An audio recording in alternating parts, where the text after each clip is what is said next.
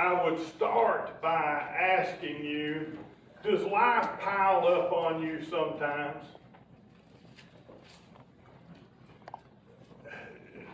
Do you think sometimes you're having a good day, but then you get to thinking, well, it's been so good and so easy, what is fixing to go wrong? Do you find yourself thinking that way? I want you to remember a couple of things. If we go back and study Genesis, where Adam and Eve sinned against God, God cursed this world. And God told man that by the sweat of his brow would he provide for himself, and that the earth would bring forth thorns, thistles, and other weeds. So see, what I'm trying to make you realize is when you feel like the whole world is against you, it really is. It really is. But we must remember, God is not of this world. Jesus is not of this world. Our story today will guide us in understanding that on those days that it seems like all of the world is against us, there is a way of comfort. Join me in Mark 4, verse 35. On the same day when evening had come, he said to them, let's cross over to the other side. Now when they had left the multitude, they took him along in the boat as he was, and the other little boats were also with him. Let's stop here for a moment and see what is happening. Jesus, and this story probably takes place after a day of teaching. Mark presents it as taking place after having shared some of the parables we looked at last Sunday. So after a day of teaching, Jesus tells the disciples, let's go across to the other side. And luckily there was a boat there. Probably Peter's boat, but it could have been one of the other fishermen's boat. We recognize that boat owners like to have their boat close. You know what I'm saying? And notice that Mark tells us there were other little boats with them, that went with him. Now think about the size of the boat that Jesus and the disciples were getting into. If the other boats were called little, I looked up the word, and the word says it was a shipping vessel. I don't know how large a boat has to be considered a shipping vessel in biblical times, but I know that my boat would be a little boat compared to a boat that could easily carry Jesus and the disciples. And we don't know how many of the disciples were going to ride the boat. Was it just Jesus and the 12? Was it any of the extended group? So this was not a small boat. So they get in the boat to cross to the other side, and smaller boats were following them. Verse 37.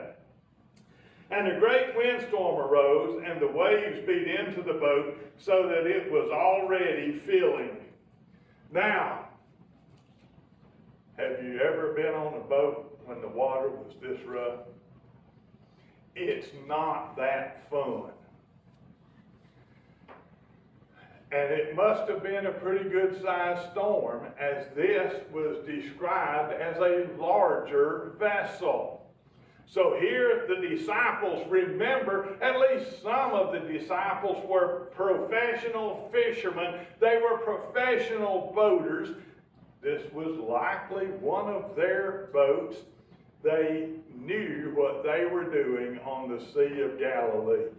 But the sea is so rough that the boat is taking on water.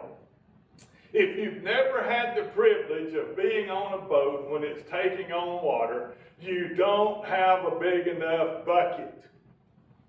You want a bucket in each arm, and they're not big enough either, and you can't go fast enough. So here, the disciples, I wonder what they are thinking. I've got an idea. I'm thinking they're in panic mode, or very near panic mode, because Jesus says, let's go to the other side. At least one of the men thought, we're going on my boat. Here we go. And they take off. And if you get on a boat with a seasoned captain, you tell him, I want to go here. You leave it to the captain. So they all thought they could handle this little excursion across the Galilee. But here comes this storm. My thinking is this storm is bigger than any storm they've ever seen before. My thinking is that they're wondering, where did this come from? Because seasoned sailors would have been able to look at the sky and say, ooh, we might not want to go right now. Let's go right after supper. But they all piled on the boat and took off. So here comes this storm out of nowhere, so to speak, and the boat is taking on water. Verse 38. But he was in the stern, asleep on a pillow, and they awoke him and said to him, Teacher, do you not care that we are perishing? Okay, what was Jesus doing? The best place in the world to get a good night's sleep is on a boat. It's a great place. If you've not ever been on a cruise, Gertie will tell you, you sleep like a rock. And the stern, generally speaking, is the smoothest riding part of a vessel. I don't know about boats in these days. But here, Jesus is asleep in the back of the boat. The disciples panicking. The sea is coming over the sides of the boat. I wondered if the disciples thought maybe this was a satanic attack. I wondered if the disciples let it enter their mind that here Satan is trying to destroy Jesus, because without Jesus, who can be saved? No one. So here the disciples finally come wake up Jesus, back there taking him the best nap he's ever had. Hey, do you not care what's happening? When you're in the middle of the best nap you've ever had, what do you got to do? What? So Jesus is listening to the disciples, waking up and coming outside onto the deck of the boat with the disciples. Verse 39. Then he arose and rebuked the wind and said to the sea, Peace, be still. And the wind ceased, and there was a great calm. Pay attention to what that just said. Jesus rebuked the wind, and the sea went still. I would have loved to have seen what it looked like when Jesus calmed the waters. You don't get to see water that smooth often. But I'm thinking that the water was just slick as it could be. Jesus rebuked the wind and said to the sea, Peace, be still. This is another reason why I am convinced this is a satanic attack on Jesus' life and the lives of the disciples. Because Jesus rebuked the wind, Jesus knew who was behind this storm. Jesus wants the storm to go away where he can calm the disciples. Verse 40. But he said to them, why are you so fearful? How is it that you have no faith? Now, here's where I was at on these verses. The disciples were told by Jesus, let's go to the other side. They pile on the boat. They're ready to go. And at least a few of them had worked on boats all of their lives. They knew how to sail a boat. They were going to the other side. Great, no problems. They took off. Then the storms came. Then they began to panic.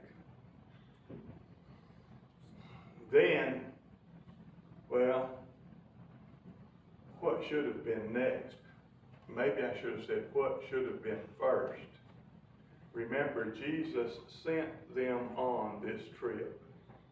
Jesus will never send you into a situation that you are not empowered to meet. These disciples went and were crossing the river on their own boat. They were excited. They knew the way. I'm kind of thinking that they thought they were so smart they didn't need God. Now, think about this. Where was God when they were fighting the storm?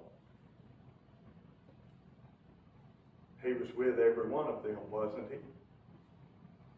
he? In their minds, where was God? God was in the back asleep to them. Do you see what I'm saying? They were thinking God was in the back of the boat asleep, so to get help from God, they had to go wake him up.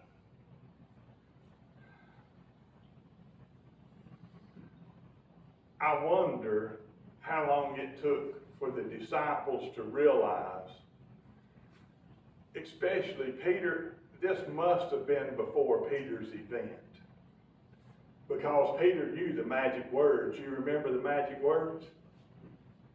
Lord, save me. Lord, save me.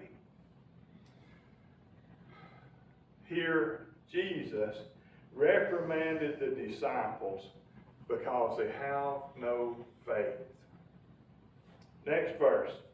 And they feared exceedingly and said to one another, who can this be that even the wind and sea obey him? Now let's think about this. Remember, the children of Israel considered God the God of Israel. They might have conveyed that in their minds to being God of the children of the land of Israel. Do you see what I'm saying? But they're in the sea. Some people in Jewish history describe that they believed there were other gods in the waters that had pits at the bottoms of the waters that if they sank into that pit, their souls could never be retrieved. Think of Jonah. When Jonah told the other sailors to toss him into the water, he knew he was committing suicide because he, in his thinking, was going to be cast out, drowned in the sea, and his soul never retrieved. They did not always understand that God wasn't just the God of the land of Israel. God was the God of all creation. God, the God of all creation, and then God riding with them. So here's another little quandary. While they were out on the front of the boat trying to fight through the storm, should they have just prayed to God, God save me, or should they have gone and woke Jesus up? Was God asleep? No. See, the disciples had not figured out yet that God is with them all the time, all over the place. Don't matter if they're on land, don't matter if they're on water. It doesn't matter if the Messiah is sleeping in the back. God is always with them. But they went and woke Jesus up. And then they asked the question, who can this be that even the wind and sea obey him? See, the disciples are still thinking that Jesus is God and the only God. That if they're not with Jesus, they're not with God. And see, we have that trouble sometimes, don't we? I'm just going to raise my hand and say I'm one of these, okay? Because I'll be convinced that God's telling me, go there. And here I go. Because I know the way there. I know what he's told me to do when I get there, so I take off. Sometimes I get there and things stumble me up. And then I remember, okay, God sent me, but God means for me to rely on him every step of the way, not to rely on Mike. Now, I know a lot of things. I'm not as smart as everybody as most people in this room, or even anybody in this room. But I know a lot of things. So when God puts me on a task, I take off. Because I think, I can handle this. Who does God mean to handle it? God means for me to be there and let him handle it. Do you see what I'm saying? God meant for the disciples to get on the boat and turn the trip over to God. But they're getting on the boat thinking, we got this covered. Let's go. They forgot to thank God for the boat being parked out at the pier. They forgot to thank God for the smooth sailing. They forgot to thank God for the ability to go on the trip. And when things got rough, what did they do? They went running to God. Aren't we that same way? Don't we look at God as where we go when we've got ourselves in trouble? Where had the disciples started with God, the storm may have never been there. Had the disciples called on God when the storm started, the storm may have never risen. The disciples are still trying to figure out who God is, who Jesus is. And remember, this ministry lasted 3 years and some more time. And in that 3 years, they had a lot of learning to do. We have a lot of learning to do. God calls us to a mission. God wants us to remember that if he calls us across the road, across the creek, or across the big water, he's already there working.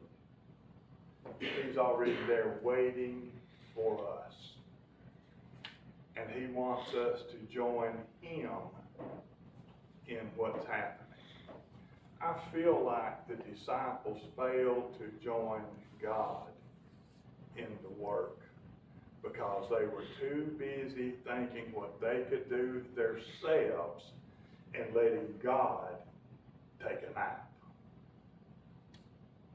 Does God need a nap? No.